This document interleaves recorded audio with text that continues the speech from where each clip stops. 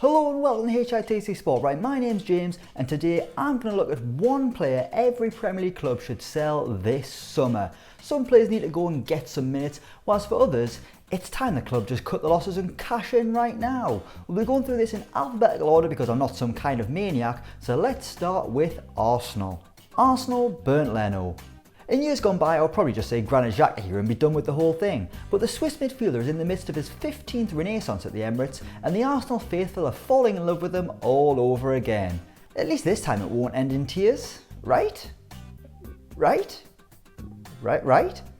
On to Bernd Leno though, and I kinda feel sorry for him. The bloke's a top goalkeeper, and to be honest, he wasn't really doing that much wrong, was he? The next thing he knows, he's been replaced by a guy who's had back-to-back relegations, and that guy's now suddenly being tipped to be the England #1. It's been a cruel turn of fortune for Leno, who can't be happy just sitting on the bench playing Would You Rather with Arteta's assistant who wears the AirPods.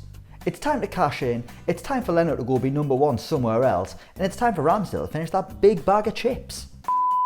Actually, before we go any further, I just want to clear something up, right? I saw a few comments on Little Eric's video yesterday saying that we've binned him and Samuel off. That is not the case at all. All that's happening is they're being put on their own individual channel. They haven't been canned after a week and left to fend for themselves. It's a channel that still falls under the HITC umbrella. It's called The Boyfriends. If you like Samuel and Eric, go and check them out. Go and subscribe to their new channel and you can already see both of their audition tapes for HITC and you can see why we'll give them a chance. They're cracking lads, very funny. Go check them out. Aston Villa, Morgan Sanson.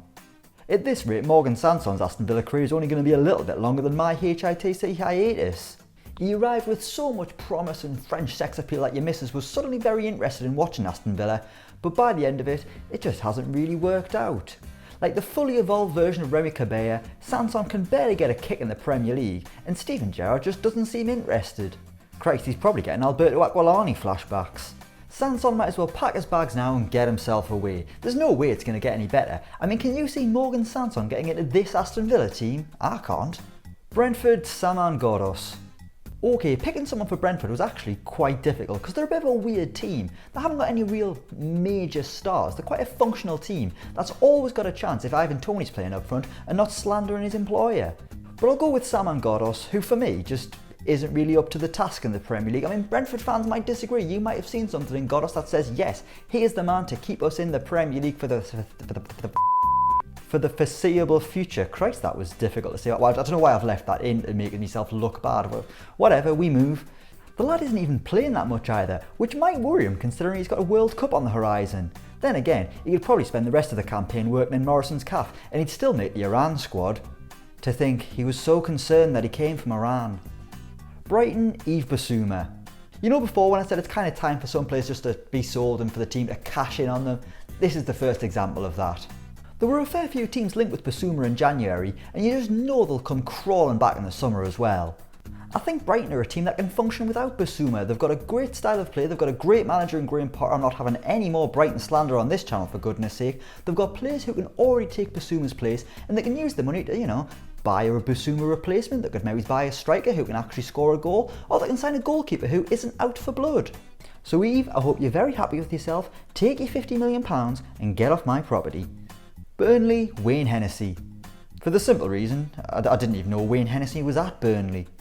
You know those transfers that just go completely under the radar? For me, this is one of them. Send him back to Palace and get some order restored. Come on, lads. Chelsea, Timo Werner. I mean, Christ, I could have picked a plethora of players here. I mean, the fact Kennedy's still there has rattled me more than Will Smith's slap on Chris Rock. Topical. There's plenty of players I could pick for Chelsea, and they might all be going if this takeover doesn't go through, but for now, I'm going to go with Timo Werner. It just hasn't worked out for him, has it? The bloke's been an absolute disaster in a Chelsea shirt, and this season, he's only got one Premier League goal to his name. For reference, that's one more than I've got. It's one more than you've got, it's one more than you've got, it's one more than you've got, and it's 4 less than what you've got, if you're watching Romelu Lukaku. Timo, cut your losses and pack your bags. You score less than the lass who gets her wabs out in front of Stamford Bridge every week. Crystal Palace, Jordan Ayew. You know those players you just don't like for some unknown reason? For me, that's Jordan Ayew. Crystal Palace are having a lovely season. They're playing nice football, some young, exciting players. Patrick Vieira has really transformed the Eagles. Then they've got Jordan Ayew stinking up Selhurst Park like a bottle of gone-off milk. So for me, it's time for Ayew to go, but rather than let my personal bias dominate proceedings, I thought I'd ask a Crystal Palace fan what he thinks about Jordan Ayew. So this is what my HITC colleague Billy Myers had to say about Jordan Ayew. I would say he's a very, very hard-working player, and that allows him to keep his head above water at Crystal Palace, as if he didn't do that, he'd probably receive a lot more hate. Lacks a lot of attacking quality, you're not kidding. And his presence in the side became even more annoying this season, as he was preferred to the entertaining Michael Elise in the first half of the season. He's appreciated for his efforts in the 2019-20 season. Christ, this has turned into an essay, where he was actually brilliant and scored the goals to keep us up, winning Player of the Season as a result, but overall, the fan base feel we've outgrown him. So I was right, come on. Everton, Salomon Rondon. The bloke was only signed to keep Rafa Benitez company. Now he's gone, there's not much point in keeping him. Everton just need to pray Benitez gets himself another job before the summer transfer window, then they've got a guaranteed buyer for the Venezuelan striker. Leeds United... Right, I'm not being funny, but who on earth are Leeds meant to get rid of? The squad's already thin enough as it is. If they had any more injuries, they'd be calling up Neville Longbottom for a game. So this is a call to arms for Leeds fans. Who do you think your club should get rid of this summer? Let me know down in the comments below. Leicester City, Ayoze Perez. Jesus, I still can't believe we got 30 million quid for this guy. I like Ayoze Perez, fairly decent player for Newcastle, but it hasn't worked out at Leicester City. Sure, he's played in Europe a few times and he got that hat-trick against Southampton in the 9-0 drubbing, but other than that, all he's got to show for his time at the King Power Stadium is a dodgy perm, and if I wanted to say that, I'd go and see my 86-year-old grandma. Liverpool, Joe Gomez. Premier League winner, Champions League winner, Carabao Cup winner. But enough about Anderson, it's time to talk about Joe Gomez. The bloke just needs to go, he can't get a kick. Yes, Klopp might think he's a great backup, but that's not doing his career any favours sitting on the bench. Yes, his trophy cabinet's really full, but now he's not even allowed to have Harry Kane over for tea in case the England captain gets jealous. Gomez isn't getting in the team ahead of Van Dijk and Matip, and he isn't even the first choice backup, that's Ibrahima Konate. Liverpool need to do right by Gomez this summer and let him leave, because in an ideal world, he'd be playing centre-back for England right now, not fighting with Divock Origi for a place on the Liverpool bench. Manchester City, Nathan Ake. I mean, there is one player Man City should definitely sell, but I doubt they'd get a buyer. But anyway, on to Nathan Ake, who's a man who must feel a little bit out of place.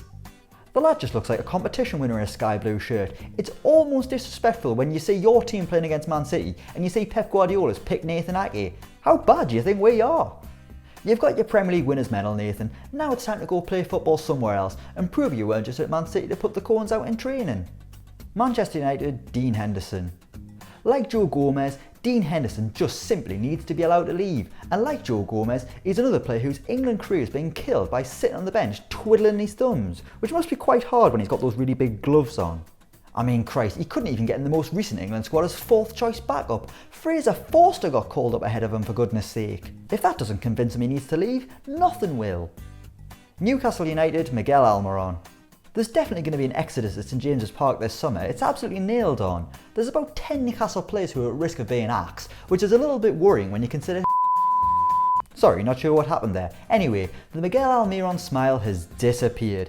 Steve Bruce killed the magic that lives inside Miguel Almiron's little wee bones, and Eddie Howe's shown no desire to try and fix that smile.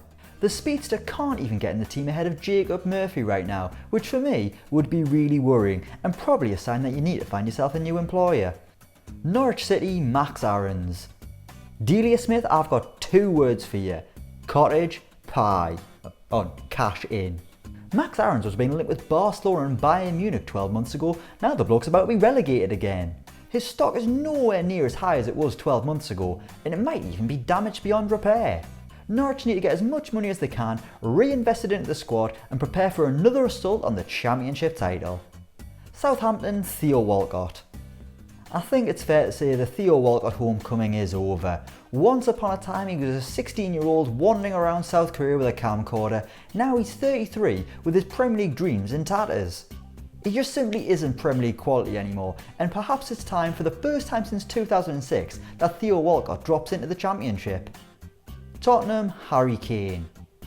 Okay, calm down, hear me out, just hear me out, okay? If Tottenham don't qualify for the Champions League, they probably need to sell Harry Kane. They don't necessarily need to, but they probably should. From Harry Kane's standpoint, the guy just wants to go and win honours in his career. That's not going to happen at Tottenham. Spurs couldn't even win themselves a bloody pointless trophy, for goodness sake. He needs to leave Tottenham, and Spurs are probably running out of time to get serious money for him. Last summer, Man City were offering, I think it was like 100, maybe even more than £100 million. If that kind of money comes their way this summer, they simply have to take it. If they aren't in the Champions League, they need to cash in on Kane, take that money, and let Antonio Conte rebuild Tottenham in his mould and build a team that is capable of winning trophies and succeeding in the future. They'll simply just have to deal with the backlash. Yes, it'll be ugly. Yes, there'll be a lot of concerns from Spurs fans. They'll be very, very angry on Twitter, and that's all that really matters. I don't go to London. I don't know any Spurs fans. They'll be angry, and rightly so if they lose Harry Kane. But long term, it could be for the better. Watford, Ismaila Sarr. Watford have got a really bloated and weird squad full of players who they can probably afford to get rid of. So for me to say they should get rid of their best player is kind of a little bit strange. But like so many others mentioned in this video, it's probably time, from a business perspective, for Watford to cash in on Ismaila Sarr, whether they stay up or they go down. West Ham, Ryan Fredericks. Since West Ham don't really seem that fussed by the PR nightmare that is Kurt Zouma, I doubt they're going to try and sell the Frenchman this summer.